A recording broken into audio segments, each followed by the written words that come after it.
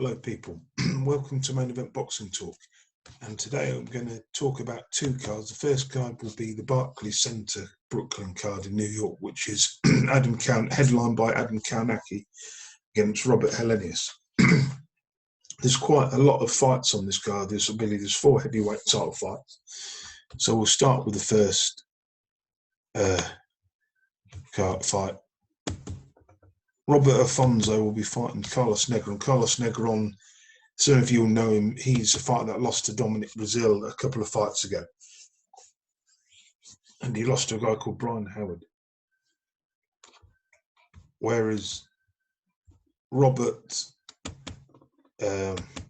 Alfonso is a Cuban, I believe he's a Cuban heavyweight, 19 wins and 1 draw. He got a draw with Lago Kiladze, obviously a guy who's been there with, been in the ring with Joe Joyce and Michael Hunter and a couple of other high-profile names. To be honest, this is a sort of fight he should beat. Negron, on points at least. Obviously, a split decision draw means you're not really going to be. Again, he's 33. We'll see what happens. I'm expecting Alfonso to win it quite comfortably. Then our next fight on the card is the unbeaten prospect Efe Ajagba against Razvan Kajanu, who's a bit of a journeyman now. Obviously, Razvan Kajanu's he won his last fight against a guy called Tamas. I can't even pronounce his name. Then before that, he lost 4 fights in a row. Joseph Parker, which was a world title fight, and then he lost to Ortiz in the second round. Then he lost to Nathan Gorman on points, to Daniel Dubois in the second round. He's a proper journeyman now, Razvan Kajanu. Proper journeyman. At 32, he doesn't have a great deal to offer for Ajagba, I don't think. Obviously, in Ajagba's last fight, he got knocked to the canvas by Lago Kiladze, which was, a great scrap. But obviously, Ajagba only been 25. He's still got plenty of time. He's still learning, and that Kiladze fight just proves that, he still needs a few more learning fights before he moves on to the next level. Ajagba's tough. He's got good technique. He's a good fighter. At the same time, I have to question his chin. If you're getting dropped by Kiladze, then it's a hard one. I think Efe Ajagba's got plenty of potential. He's somewhere around the top 30, top 40 now. And the next year, after he beats Kajanu, he then needs to move on a little bit, move up a little bit. We'll see where he is from there. The next fight is Frank Sanchez against Joey Dueco. Frank Sanchez is a Cuban heavyweight. He's 27 years old. In his last fight, he beat a guy called Jack Malloy, who is ranked. Let me have a look where he's ranked. He's ranked 160, has a record of 8 wins. See who this guy's fought. Nobody. Oh dear. So Frank Sanchez should. Again, this is a tough fight for Sanchez, I believe. But if he's got enough about him, he should be able to beat Joe Dueco. But Joe Dueco he's a very awkward opponent. He lost to Bryant Jennings, he lost to Fedosov Kuzmin, all on decision. They beat Rodney Hernandez in the last fight. This could be a very close fight. But you'd probably just pick Sanchez to just nick it.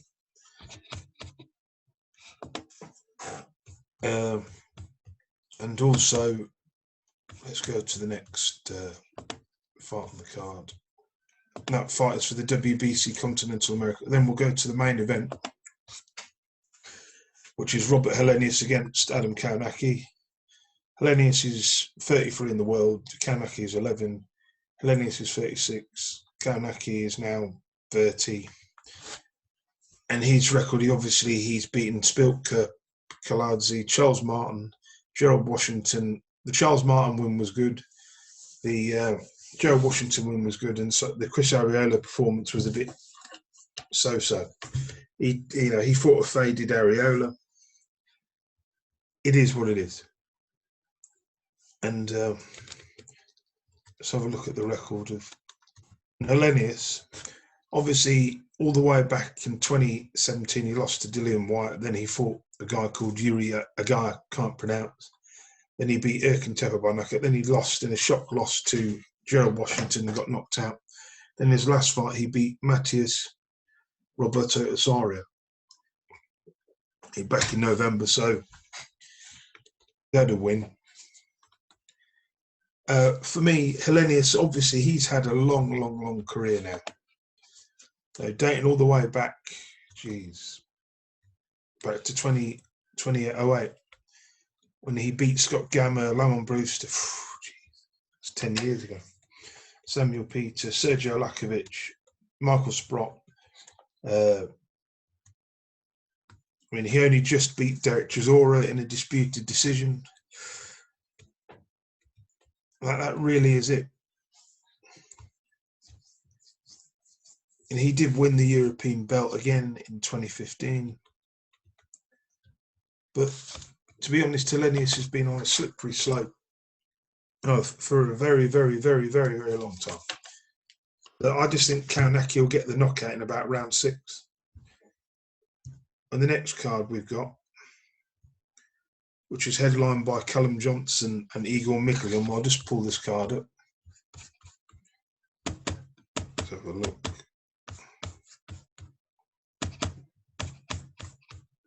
Let's pull this card up.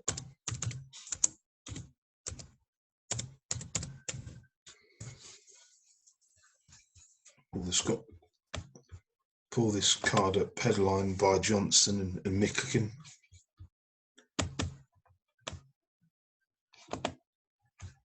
Let's start right down the list.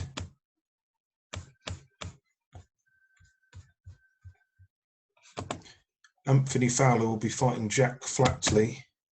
This is for the WBA International Super Welterweight belt. And obviously, you'd expect this should be a straightforward fight for Anthony Fowler. I mean, Jack Flatley's not anywhere near as good as Fowler. Fowler obviously lost to Scott Fitzgerald about a year ago. But since then, he's beaten Brian Rose and Harry Scarf.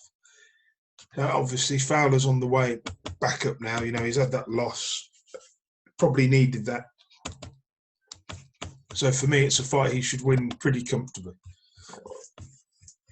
Next on the list is Hughie Fury having I believe this will be his second fight for Matchroom against Pavel Sara. Pavel Sara's ranked 122, Fury 21.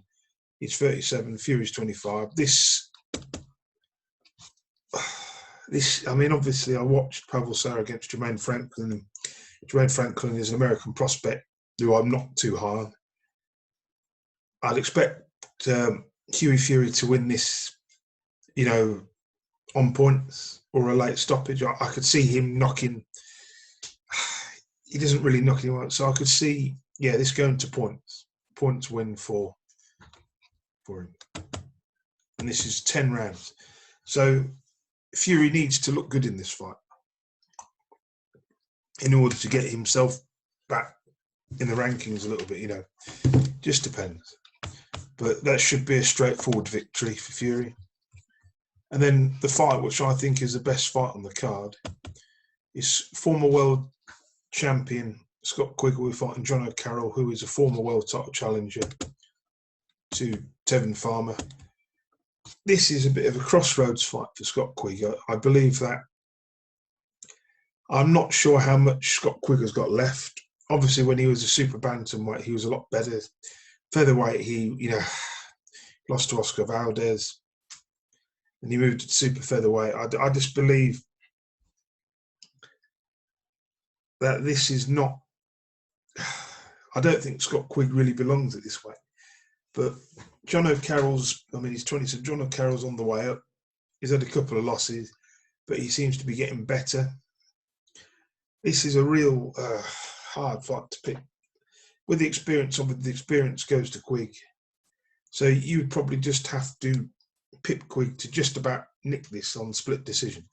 So this really is, you know, is the fight of the card. It's going to be a great fight. Obviously, Quigg doesn't have any real defence. You know, he's taken a few. He took a beating against Valdez. What's left to Scott Quigg?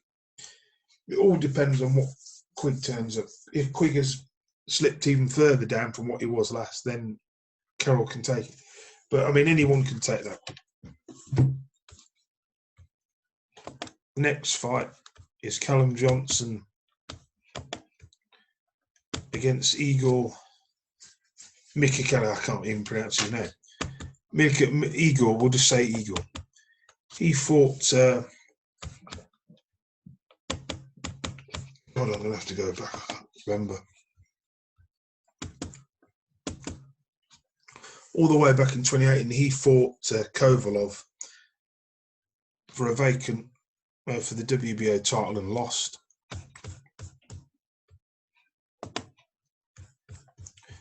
And then, let me see.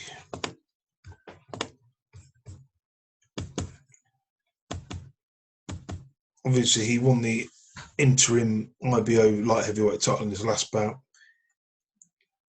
Apart from his loss from Kovalov, and then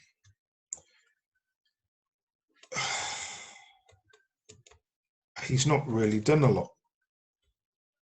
He's won the European belt once, so you know he's got some pedigree to him. So this is a real, a good fight for Callum.